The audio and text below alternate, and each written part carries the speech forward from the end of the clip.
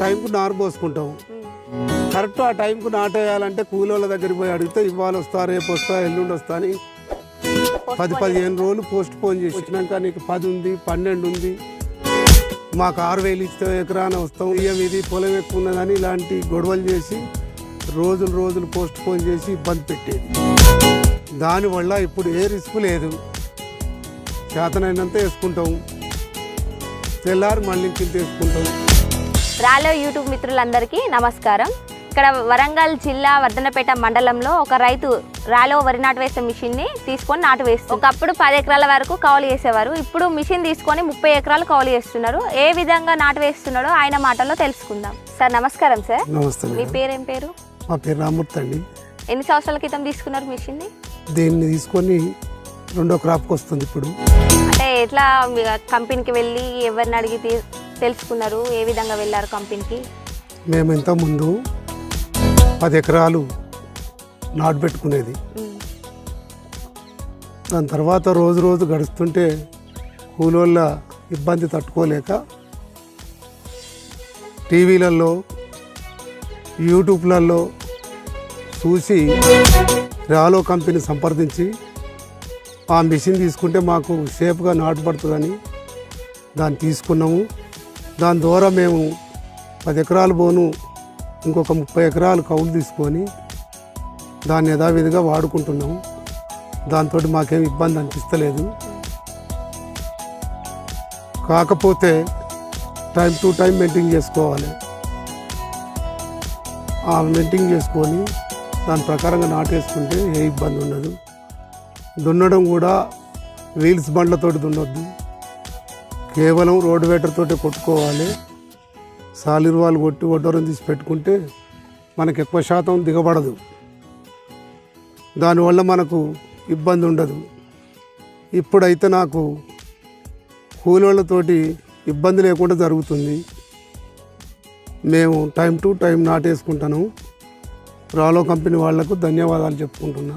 Okay sir, మరి machine తీసుకొని మంచిగా నడిపిస్తున్నారు కదా, మరి ఇంత ముందుకు కూలి వాళ్ళతోనే ఎట్లాంటి ఇబ్బందులు ఉండేవి మీకు? చూడమ్మా, మేము టైంకు నారు పోసుకుంటాం. కరెక్ట్ ఆ టైంకు నాటేయాలంటే కూలోళ్ళ దగ్గరికి పోయి అడిగితే ఇవాళ వస్తా, రేపు వస్తా, ఎల్లుండి వస్తా అని 10-15 రోజులు పోస్ట్ పోన్ చేసేది. టైంకు రాకపోయేది.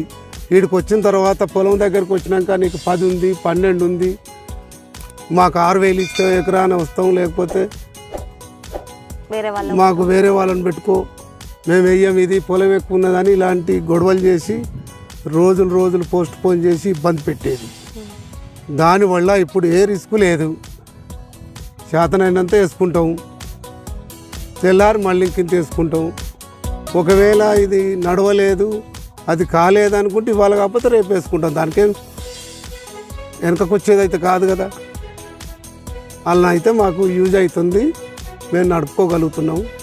ఇట్లా నాలాగనే చాలామంది తిప్పలు పడేటోళ్ళు రాలో కంపెనీ సంప్రదించి టైం ప్రకారం ఆ మిషన్ తీసుకొని దాన్ని వాళ్ళు యూజ్ చేసుకోవాలంటే వాళ్ళు చెప్పిన ప్రకారం మళ్ళీ మెదులుకొని నార్మల్ దున్నుకొని నార్మల్లో పాలతో సెట్ వేసి అరాయించి మందం వండేసుకొని నారు పెంచుకొని 20 రోజుల లోపల నాటేసుకోవచ్చు.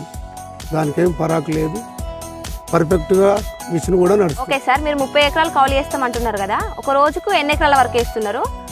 మనం ఎకరానికి మిషన్కి ఎంత ఖర్చు వస్తుంది, కూలీలకు ఎంత ఖర్చు వస్తుంది? చూడండి మేడం, 1 ఎకరానికి వచ్చేసి పెట్రోలు 250 రూపాయలు అవుతుంది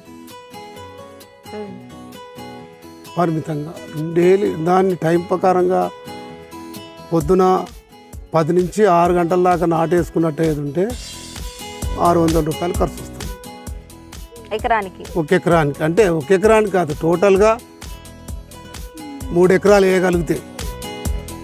అంటే రోజంతా మీరు 3 ఎకరాల వరకు వేస్తారు? 3 ఎకరాల వరకు వేయగలుగుతాం.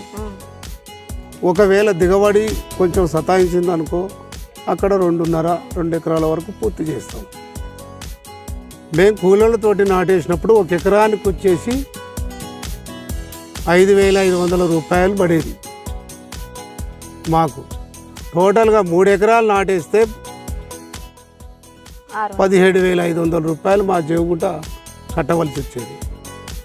ఇందులో మాకు సేఫ్ ఏంటంటే 3 ఎకరాలు నాటేసుకుంటాను, 600 రూపాయలతోటి.